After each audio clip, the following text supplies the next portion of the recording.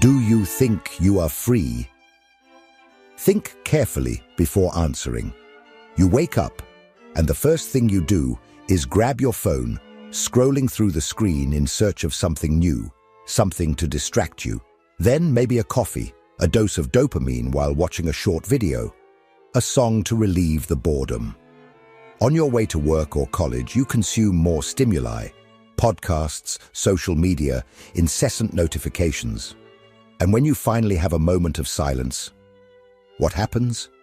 A discomfort arises, an emptiness, something that forces you to seek yet another distraction, another immediate pleasure. The problem isn't pleasure itself.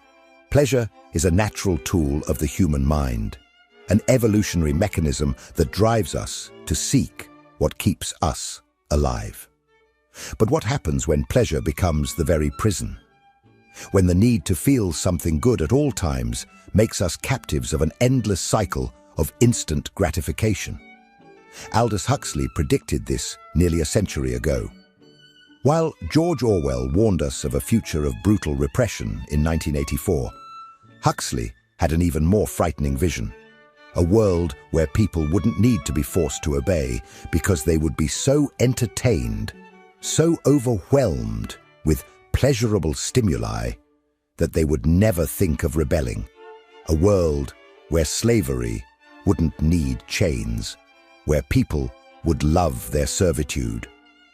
Now look around you. What do you see?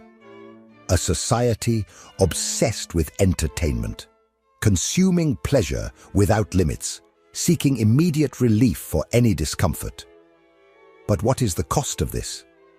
Is this relentless pursuit of instant happiness truly liberating you, or keeping you trapped?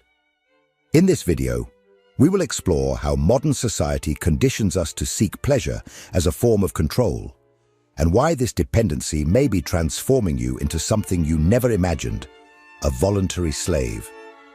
If you think you're in control of your own mind, you better keep watching, because maybe, just maybe, you will discover that you never were.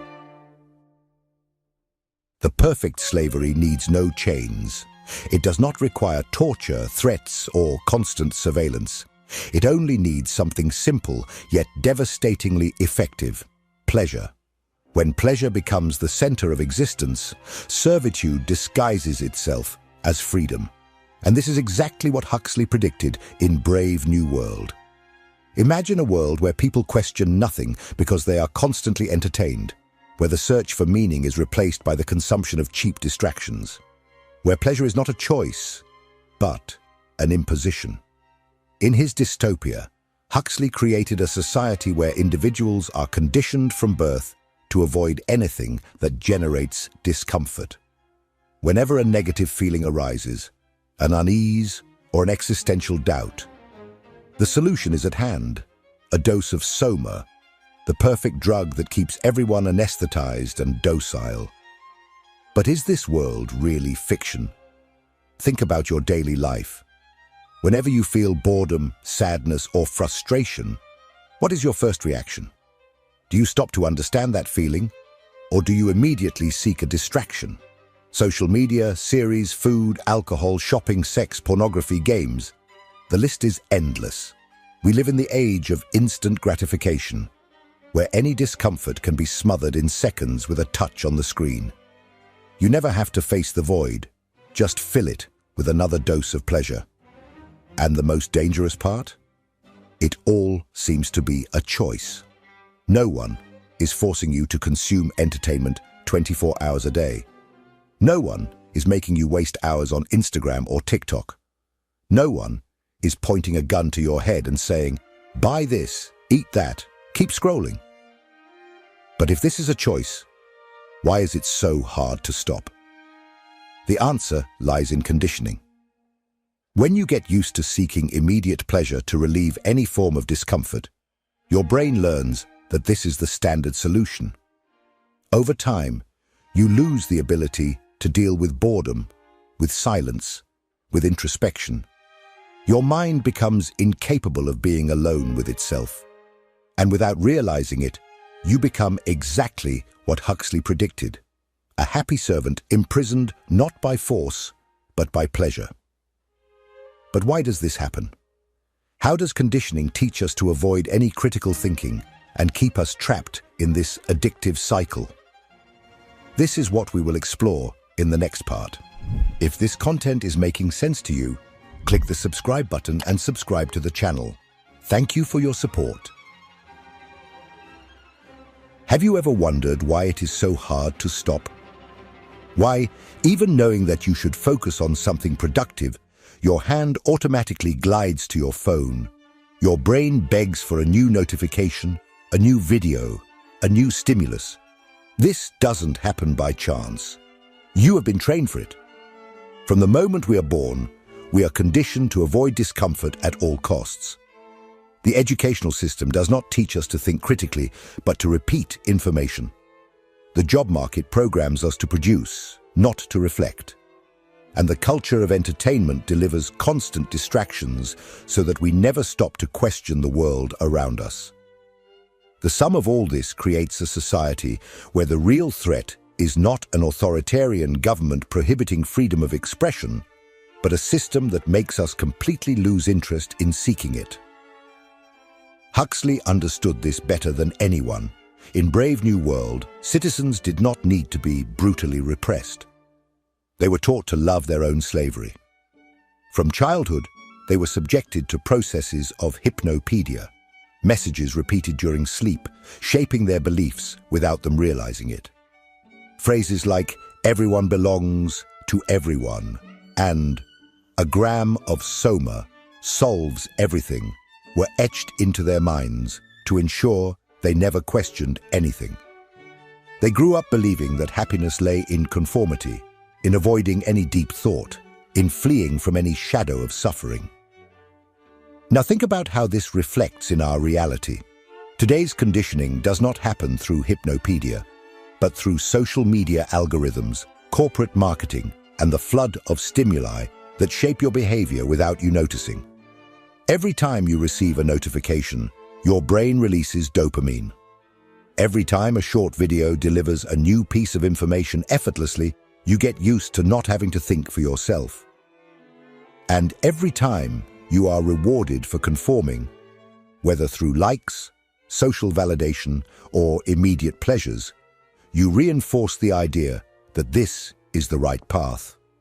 The effect of this? An entire generation of people incapable of being alone with their own thoughts, incapable of dealing with discomfort, incapable of questioning the system because they have simply lost the habit of thinking critically. In the end, a dictatorship is not needed to control the masses when they themselves reject any idea that requires mental effort. But this rejection of critical thinking comes at a price. When we avoid discomfort at all costs, we end up becoming more fragile, more manipulable, more vulnerable. Constant pleasure weakens us, and manufactured happiness can turn us into increasingly passive beings. But how does this happen? How can the promise of a world without pain lead us to complete submission? This is what we will explore in the next part. Imagine a world where no one suffers, where all pains are quickly erased, where there is no sadness, frustration, or anxiety. It seems like paradise, right? But now, look closer. What happens to someone who never faces difficulties? What happens to an entire society programmed to avoid any discomfort? The answer is simple. It becomes weak. Huxley understood this trap with chilling clarity. In Brave New World, happiness was guaranteed by the constant consumption of soma, the perfect drug.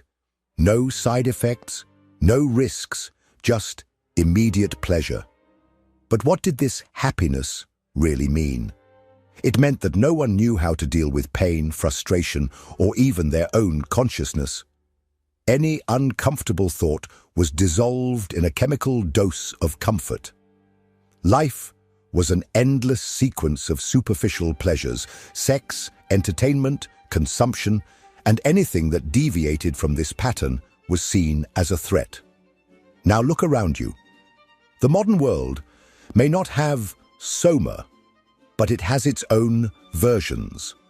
Social media that offers instant doses of validation, dating apps that eliminate the fear of rejection, algorithms that deliver exactly what we want before we even know we want it. Everything designed to eliminate any discomfort, any gap, any need for effort.